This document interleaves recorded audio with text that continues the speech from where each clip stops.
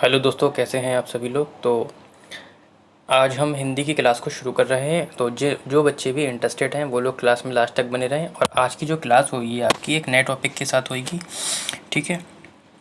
और जिन बच्चों ने अभी भी प्रीवियस ईयर की क्लासेस यानी कि थ्योरी क्लासेस नहीं देखी हैं वो जाकर प्लेलिस्ट में से देख सकते हैं, ठीक है। बाकी किसी भी क्वेरी के लिए या नोट्स के लिए या जो भी परेशानी है आप लोगों को व्हाट्सएप कर सकते हैं, ठीक है। तो आज का जो टॉपिक है आपका वो क्या है, भाषा अर्जन और अधिगम, ठीक है। टारगेट आपका रखा गया है 30 to 30, क्योंकि 15 नंबर तो आपके गद्यांश और पद्यांश से आते हैं, बहुत इजी होते हैं। गद्यांश पद्यांश भी आपको कराया जाएगा, ठीक है, कल से। बाकी सबसे पहले तो आप लोग क्लास को शेयर कर देंगे, ठीक है, और लास्ट तक बने रहेंगे, धैर्य बना के रखेंगे। ये क्लास जो है आपको 1 से 2 नंबर देके जाएगी। कितने नंबर देके जाएगी बेटा? 1 से 2 नंबर, 1 से 2 नंबर देके जाएगी। इसलिए आप लोग लास्ट तक वो धैर्य बना के रखेंगे, ठीक है। टॉपिक है आपका भाषा अर्जन और अधिगम, ठीक। बहुत ही अच्छे तरीके से इसको हम डील करेंगे, ठीक है। यदि आपको समझने में ज़रा सी भी कोई भी दिक्कत आती है आप लोग मुझे व्हाट्सएप में मैसेज कर सकते हैं या कमेंट सेक्शन में बता सकते हैं कि सर हमें ये समझ में नहीं आया, ठीक है। तो सबसे पहले हम शुरू करते हैं पहले पॉइंट को, ठीक है, और धीरे धीरे से हमें अच्छे से क्लियर हो जाएगा। इसके बाद इसके बनने वाले क्वेश्चन भी लिए गए हैं, तो कैसे क्वेश्चन बनेंगे वो भी मैं आपको बता दूंगा।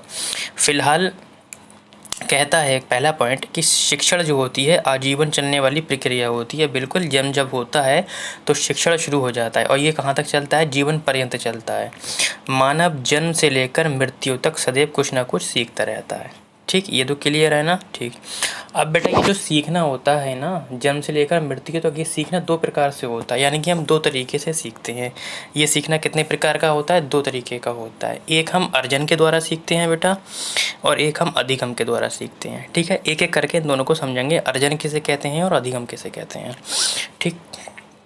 तो वे शिक्षा, पहला पॉइंट है आपका कि वे शिक्षा जिसे बालक अपने आसपास के वातावरण से अनुकरण करके द्वारा अथवा स्वयं के अनुभवों के आधार पर सीखता है उसे हम क्या बोलते हैं? अर्जन बोलते हैं। क्या बोलते हैं बेटा? अर्जन। यानी कि अर्जन किसे कहते हैं बेटा? जो जीवन पर्यंत चलता है, जिसके लिए किसी भी कानून की या ना ही किसी शिक्षक की, ना ही किसी यंत्र की, ना ही किसी एक्टिविटी की, ना ही किसी प्रयास की करने की ज़रूरत होती है। अर्जन जो होता है आपका स्वाभाविक होता है, ये कहीं भी हो जाता है। इसके लिए हमें पहले से कोई नियम कानून नहीं बनाने पड़ते हैं, यानी कि ये कभी भी कहीं भी हो सकता है, इसे हम अर्जन बोलते हैं। ये क्लियर हो गया ना, अर्जन किसे कहते हैं? अभी और अच्छे तरीके से क्लियर हो जाएगा, बिल्कुल भी घबराने की ज़रूरत नहीं है आप लोगों को, ठीक। तो वे शिक्षा जिसे बालक अपने आस पास के वातावरण से अनुकरण करके द्वारा अथवा स्वयं के अनुभवों के आधार पर सीखता है उसे अर्जन कहते हैं, ठीक। क्लियर हो गया, अर्जन कहते हैं। नेक्स्ट, ये हो गया अर्जन कहते हैं। दूसरा पॉइंट है इसी के अंतर्गत, इसी को, इस प्रकार की शिक्षा को अनौपचारिक शिक्षा कहते हैं। तो औपचारिक अनौपचारिक CDP में मैंने आपको बता दिया था, यानी कि पढ़ा दिया था। तो जिन बच्चों ने थ्योरी क्लासेस नहीं देखी वो जाकर देख लीजिए। अब अनौपचारिक शिक्षा होती क्या है?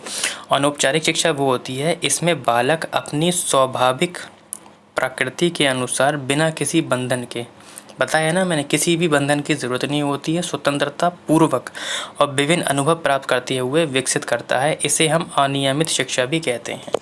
यानी कि इस शिक्षा में क्या होता है बेटा कि कहीं भी जाने की ज़रूरत नहीं पड़ती है, ना ही नियम होता है, ना ही कोई वक्त होता है। कोई भी बच्चा कहीं भी किसी भी वक्त भी बाहर निकलते टाइम, आते टाइम, घूमते टाइम, कहीं पिकनिक पर गया है, कहीं भी कुछ भी सीख लेता है, ठीक। क्लियर हो गया। या एक एग्जांपल देता हूँ, या वो जब अंतर बताऊँगा तब मैं एग्जांपल दूँगा। तो अर्जन आप लोगों को, आई थिंक आप लोगों को समझ में आ गया, और यदि समझ में आ गया है तो कमेंट में बताइए कि हाँ सर मुझे समझ में आ गया है, जिससे कि मुझे पता भी चले कि जो मैंने कंटेंट तैयार किया है आप लोगों को वो आपको समझ में आ रहा है, ठीक है। आ रहा है तो ठीक है। बाकी PDF की बात कर रहे हैं बच्चे, तो PDF जो है आपको टेलीग्राम पर अपलोड कर दी जाएगी, ठीक है। दूसरा है आपका कि वे शिक्षा अर्जन समझ गए हैं।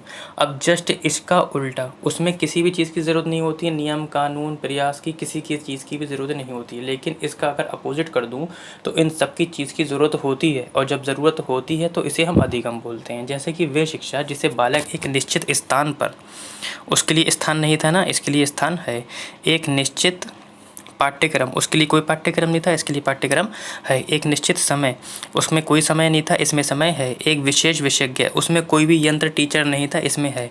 माध्यम से सीखता है, उसे हम क्या बोलते हैं बेटा? अधिगम बोलते हैं। बहुत ही ईजी लैंग्वेज लिखी है बेटा, जिससे कि आप लोगों को ईजीली समझ में आ जाएगा। यदि आप बुक उठाकर देखेंगे तो बहुत ही लेंथी लिखा हुआ है, समझ में बिल्कुल नहीं आएगा।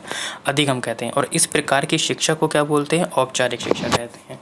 ये शिक्षा एक निश्चित वातावरण में मुक्त होती है। बिल्कुल जैसे कि बच्चा अगर स्कूल जा रहा है तो एक चार दीवारी के अंदर ही तो पढ़ता है वो, तो एक निश्चित वातावरण होता है।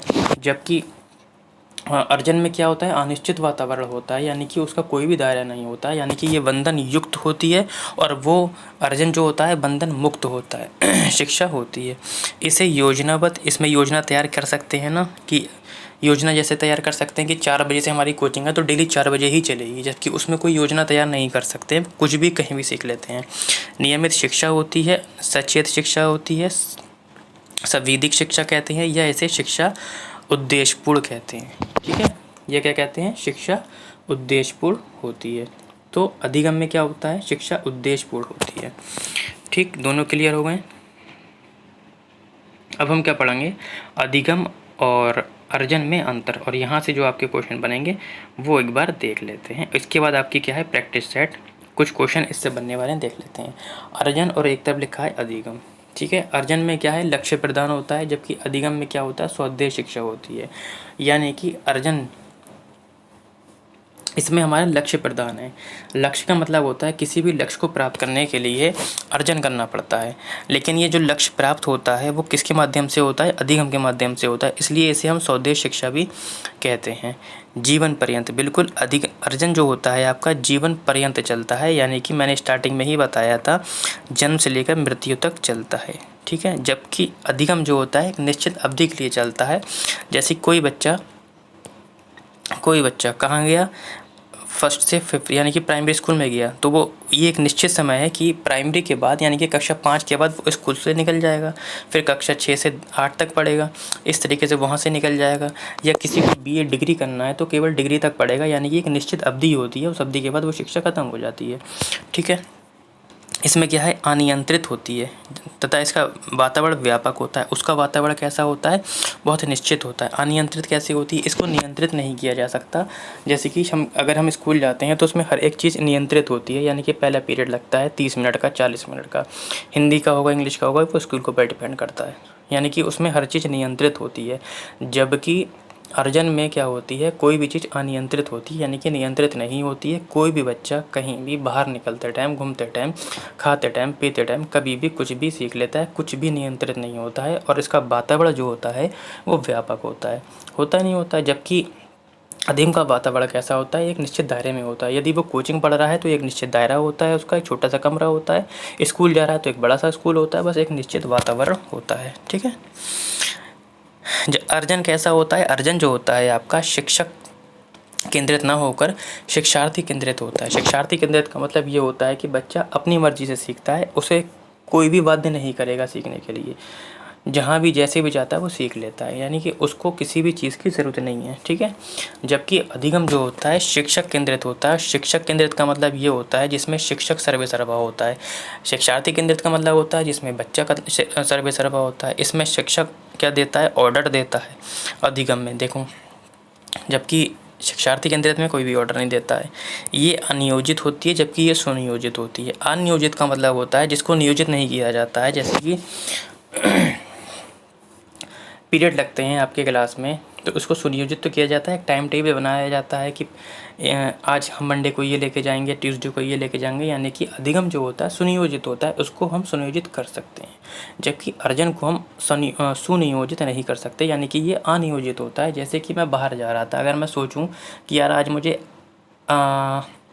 आज मुझे एक्सीडेंट के बारे में सीखना है, यानी कि अर्जन करना है, क्या मैं इसको सुनियोजित कर सकता हूँ? नहीं कर सकता हूँ ना। ये तो अचानक कभी भी हो सकता है, मैं कहीं भी बाहर निकला और मैंने देखा कि एक्सीडेंट हो गया, तो इसको हम बेटा सुनियोजित नहीं कर सकते हैं, इसलिए हम इसे क्या बोलते हैं? अर्जन अनियोजित होता है। दोनों पॉइंट क्लियर हो गए हैं इंशाल्लाह। उसके बाद नेक्स्ट पॉइंट है कि यंत्र की सहायता नहीं लेता है। बिल्कुल, अर्जन में किसी भी यंत्र से मुराद है TLM हो गया, शिक्षण सहायक सामग्री हो गई आपकी, ठीक है, खेल विधियाँ हो गई आपकी, कहानी किस्से हो गए, इनका सहायता लेना नहीं पड़ता, यानी कि शिक्षक की ज़रूरत नहीं होती, जबकि अधिगम में शिक्षक की यंत्र की ज़रूरत होती है। माध्यम से इसमें यानी कि माध्यम की ज़रूरत होती है और इसमें माध्यम की ज़रूरत नहीं होती है। नेक्स्ट है, इसमें बालक का सर्वांगीण विकास तो हो जाता है, परंतु प्रत्येक लक्ष्य प्राप्त नहीं किया जा सकता। सॉरी, ठीक है, सर्वांगीण विकास तो हो जाता है क्योंकि ये जीवन पर्यंत चलता है, अनेक बहुत तरीके से तजुर्बा हो जाता है हर चीज़ का। जैसे कि लोग कहते हैं तुम घाट घाट के पानी पिए हुए हो, ठीक है, तो ये कहाँ से होता है? घूमने फिरने से ही होता है। लेकिन प्रत्येक लक्ष्य की प्राप्ति नहीं हो पाती। लक्ष्य किससे प्राप्त होता है? अधिगम से, ठीक है, ये मैंने अभी स्टार्टिंग में ही बताया था। यहाँ से लक्ष्य प्राप्त किससे होता है? अधिगम से प्राप्त होता है। यानी किसी को इंजीनियर बनना है तो इंजीनियर बनने के लिए क्या किया जाएगा? उसको क्या करना पड़ेगा? बीटेक करना पड़ेगा। तो भाई ये लक्ष्य को प्राप्त किससे किया जा सकता है? अधिगम से ही किया जा सकता है, जबकि जीवन के प्रत्येक लक्ष्य को प्राप्त किया जा सकता है, इसके प्रत्येक लक्ष्य को प्राप्त किया जा सकता है। एक बार हम देख लेते हैं कि क्वेश्चन कैसे बनते हैं, ठीक है। कहता है कि डैश में अप्रत्यक्ष रूप से भाषा सीखी जाती है। अप्रत्यक्ष रूप से, कहता है भाषा अधिगम के द्वारा, भाषा अधिग्रहण के द्वारा, भाषा अर्जन के द्वारा या अनौपचारिक शिक्षा, ठीक है। देखो, अगर आप भाषा अर्जन लगाएंगे तो भाषा अर्जन को ही अनौपचारिक शिक्षा कहते हैं। तो अब हम यहाँ पे जड़ एवं शाखा का नियम लगाएंगे। जड़ एवं शाखा का नियम क्या कहता है? अगर आप ऑप्शन नंबर डी को चूज़ करोगे तो वही तो सी है ना। तो अब एक साथ दो ऑप्शन तो आप टिक करोगे नहीं, तो यानी कि ये दोनों ऑप्शन आपके कट गए। भाषा अधिग्रहण एक यंत्र होता है जो हम उसमें पढ़ेंगे चौमस्की में, तो ये ऑप्शन आपका नहीं होगा। तो अप्रत्यक्ष सीखी जाती है वो होता है भाषा अधिगम। क्या होता है बेटा? भाषा अधिगम, ठीक। दूसरे क्वेश्चन की ओर बढ़ते हैं। उद्देश्यपूर्ण शिक्षा होती है। अब उद्देश्य किसका होता है? ये मैंने अभी पॉइंट में बताया था। तो उद्देश्यपूर्ण शिक्षा किसकी होती है? अधिगम की होती है, अर्जन की होती है, समावेशी की होती है, तीनों की होती है। तो उद्देश्यपूर्ण जो शिक्षा होती है वो उद्देश्यपूर्ण क्या होता है? अधिगम होता है। इसके लिए एक उद्देश्य निर्धारित किया जाता है, ठीक है, जबकि अर्जन के लिए कोई उद्देश्य नहीं होता है। तीसरा है आपका भाषा अर्जन और अधिगम के संदर्भ में कौन सा कथन असत्य है? कह रहा है असत्य है, ठीक। नीचे से शुरू करते हैं। भाषा अर्जन सहज होती है और स्वाभाविक होती है। बिल्कुल, भाषा अर्जन को सहज तरीके से, स्वाभाविक तरीके से सीखा जाता है। इसमें किसी भी नियम कानून की ज़रूरत नहीं होती, ना ही ये प्रयासपूर्ण होता है। जबकि अधिगम जो होता है प्रयासपूर्ण होता है। ऑप्शन बिल्कुल ठीक है, लेकिन हमसे पूछा कि कौन सा नहीं है, उत्तर नहीं होगा। भाषा अधिगम में संप्रेषण कुशलता पर भी बल रहता है। बिल्कुल, भाषा अधिगम में क्या होता है? संप्रेषण यानी कि कम्युनिकेशन पर भी क्या होता है? बल रहता है। बिल्कुल, ऑप्शन ठीक है। हमसे नेगेटिव पूछा है, ऑप्शन नहीं होगा। भाषा अर्जन के लिए समृद्ध भाषाई परिवेश की आवश्यकता होती है। बिल्कुल, भाषाई परिवेश की आवश्यकता होती है अर्जन के लिए। ऑप्शन ठीक है, उत्तर नहीं होगा।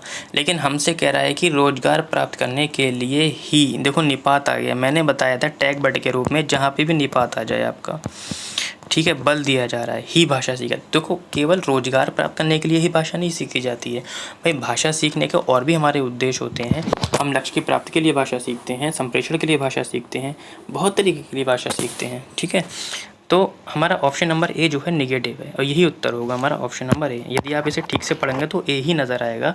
जैसे रोजगार प्राप्त करने के लिए ही भाषा सीखी जाती है, ऐसा नहीं है कि केवल रोजगार प्राप्त करने के लिए ही भाषा सीखी जाए, है ना। क्वेश्चन नंबर 4 कहता है कि भाषा अधिगम और अर्जन में मुख्य अंतर किस बात का है? देखो, अंतर मैं अभी पीछे बढ़ा कर आया हूँ।